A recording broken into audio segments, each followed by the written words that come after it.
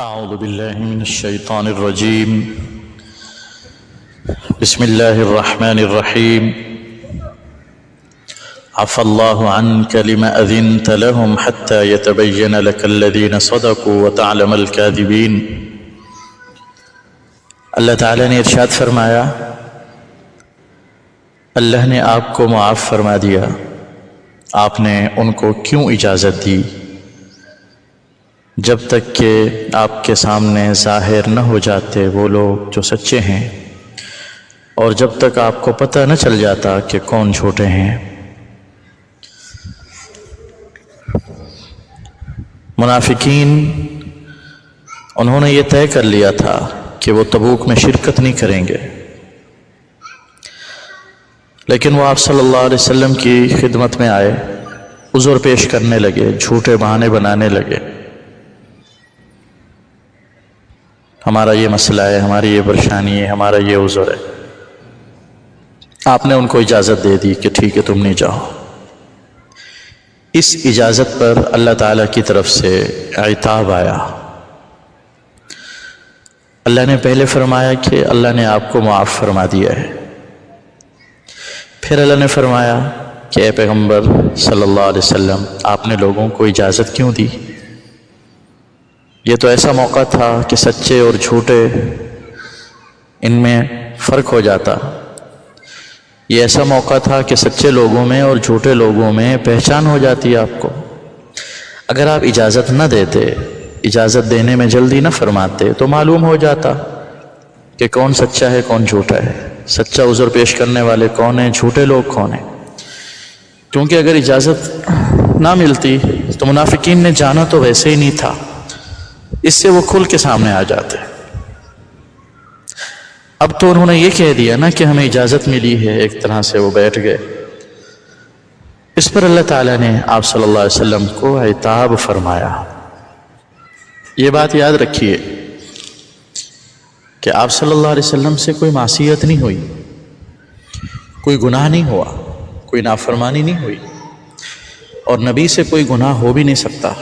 ہمارا یہ عقیدہ ہے، تمام کے تمام انبیاء معصوم ہوتے ہیں، گناہ نہیں کرتے، نہ جان بوجھ کے ان سے گناہ ہوتا ہے، نہ بھولے سے ان سے گناہ ہوتا ہے، نہ ان سے صغیرہ گناہ ہوتا ہے، نہ کبیرہ گناہ ہوتا ہے۔ اللہ تعالیٰ ان کی حفاظت فرماتے ہیں، بچا کے رکھتے ہیں گناہوں سے۔ تو انبیاء معصوم ہوتے ہیں، آپ صلی اللہ علیہ وسلم بھی معصوم تھے۔ یہ جو اللہ تعالیٰ کی طرف سے عتاب آیا ہے، یہ ایک طرح سے ترک اولا پر ہے کہ ایک اولا چیز، یعنی آپ اجازت نہ دیتے اے پیغمبر صلی اللہ علیہ وسلم، آپ تھوڑا توقف فرما لیتے، رک جاتے، آپ کو پتہ چل جاتا کہ کون سچا ہے کون جھوٹا ہے۔ یعنی اللہ تعالیٰ کی طرف سے یہ حکم نہیں تھا کہ اجازت نہ دیں، ایسا نہیں ہے کہ اللہ کی طرف سے حکم تھا کہ اجازت نہ دیں اور پھر بھی آپ صلی اللہ علیہ وسلم نے اجازت دے دی ہو، معاذ اللہ، ایسا نہیں ہو سکتا ہے۔ اس کو آپ ایسے سمجھیے کہ غزوہ بدر کے موقع پر اللہ تعالیٰ کی طرف سے تھا کہ قیدیوں کو آپ دو اختیار دیے گئے تھے کہ آپ یا تو فدیہ لے کے چھوڑ دیں یا ان کو قتل کریں۔ آپ صلی اللہ علیہ وسلم نے فدیہ لینے کا فیصلہ فرمایا، چھوڑنے کا فیصلہ فرمایا، اس پر بھی عتاب آیا۔ تو وہاں چونکہ اختیار تھا، لیکن اللہ کو پسند یہ تھا کہ قتل کیا جائے ان کو،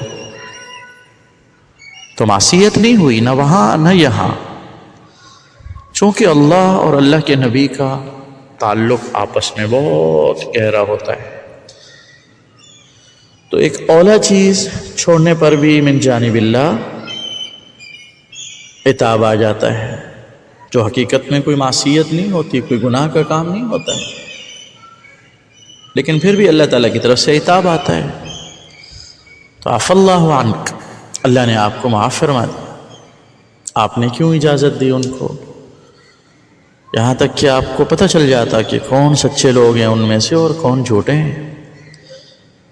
جہاد اور مشکل حالات ہی بتا دیتے ہیں، اس سے بندہ سامنے آ جاتا ہے حقیقت میں کیا ہے۔ یہ تو دنیا میں ایک مصدقہ چیز ہے، اصول ہے ایک، کہ سچے اور اچھے دوستوں کی پہچان مشکل وقت میں ہوتی ہے۔